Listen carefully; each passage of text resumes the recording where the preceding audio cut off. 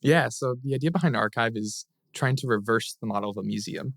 So basically, we're taking a system right now that exists and saying instead of going into a place like a museum, public institution where people have chosen to curate works and you're looking at them and consuming them, what if you flip that model around and you actually became the producer of it? What if you actually chose what was acquired and what was curated into the collection? And thinking about it without the constructs of the borders of walls or within a physical place in and of itself or one location. So the idea behind Arkive is it's a whole global membership that comes together to curate pieces of art into the collection and then also is displaying them globally. Say you hop off a plane in Super. London and Los Angeles and Seoul. The idea is that when works are actually acquired into the collection, members are also participating in the process of choosing where they're stored. Partnerships with other museums, maybe a store lobby, a hotel lobby. You can think about all different places where these pieces could kind of be co-located. And I think when you start to think about it that way, it opens up this really interesting idea of in the past, it's like the victors write history in a way. And if you look at some of the models right now, I think there's an unfortunate level of storytelling being something that's super exclusive. The reason that something is chosen to be in a museum comes through, I think, less eyes and less minds than it should right now. And the whole idea of Arkive is saying, is there a way for us to rethink this and include access to more people, to more thoughts, to more diversity into the question of what's worthwhile to be saved, what's culturally significant to us as a society.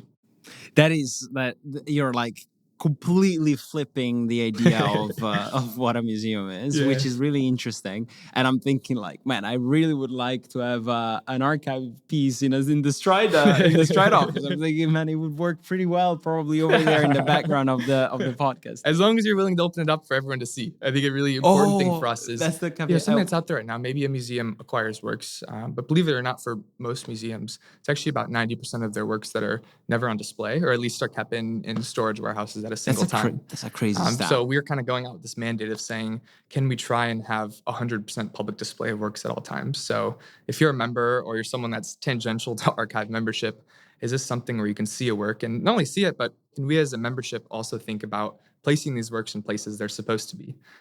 So I think museums traditionally have often been an expression of soft power in a lot of way, in terms of like standing as a public institution that's representing a country's interests or things like that.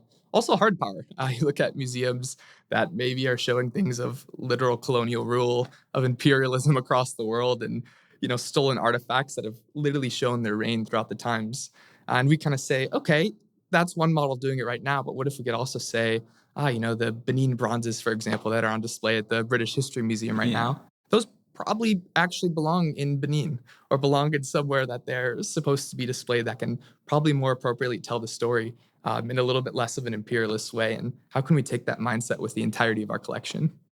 Man, that is really interesting when it comes to like the place where something is displayed all of a sudden acquires a lot of value because you don't have the choice that is like, oh, are we going to put it in that angle or that angle over there?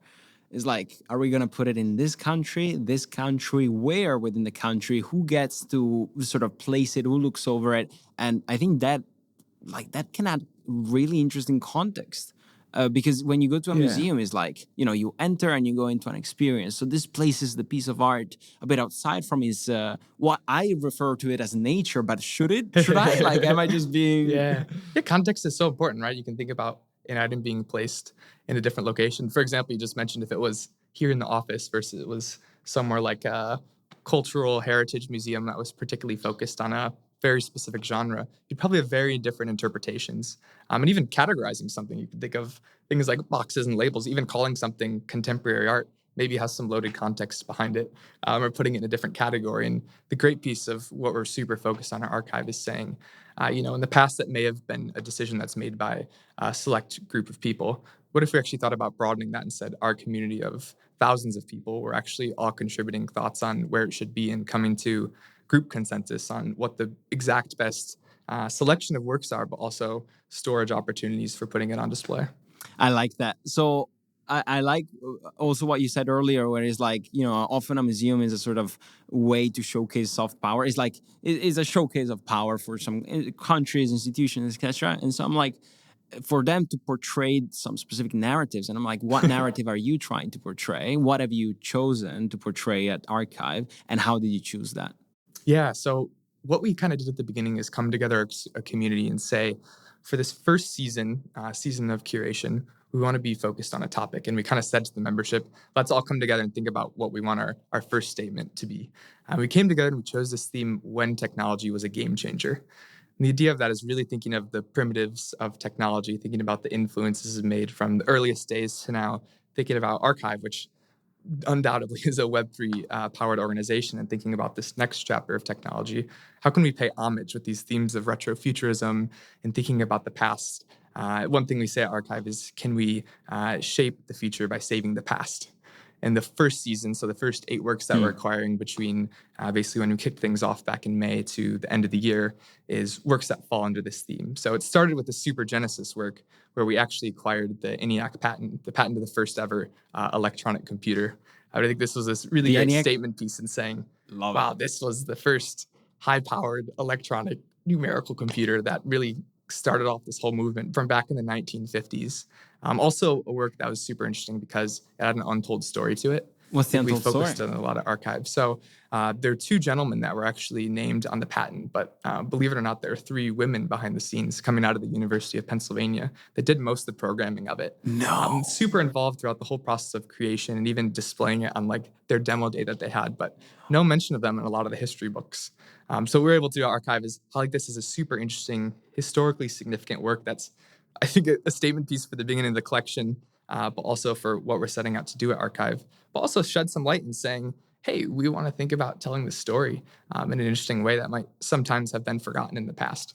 I think, like, just before I said, wherever you place the piece of art, it acquires some sort of context.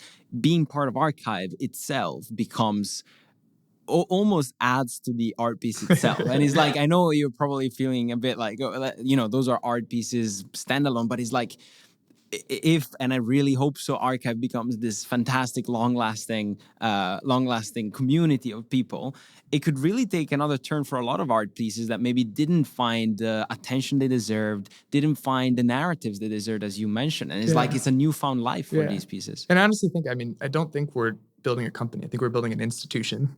And an institution has a little bit different of a mandate behind what it has. I think it's this underlying sense of longevity and thinking about, if this was the last project I was working on, I'd be really excited about that. And there's something that's deeper. I think a lot of projects I've worked on in the past, I've had a startup journey kind of passing through other endeavors in the fintech space, in the gaming space, and a consulting and developing company in the past, taking me to this point saying, wow, this is something that's really special because it's trying to build something just like a museum that lasts for decades, that lasts for centuries, that as a statement that's bigger than itself as a company, but it does something that can speak on behalf of society. And that same soft power I was talking about before, it's really interesting to think how the narrative shifts. That goes from being something that's maybe primarily government sponsored or something that's, speaking to a select few that are kind of making these decisions, to something that's representative of a population or thousands, tens of thousands of people that are actually contributing at the end of the day. Yeah.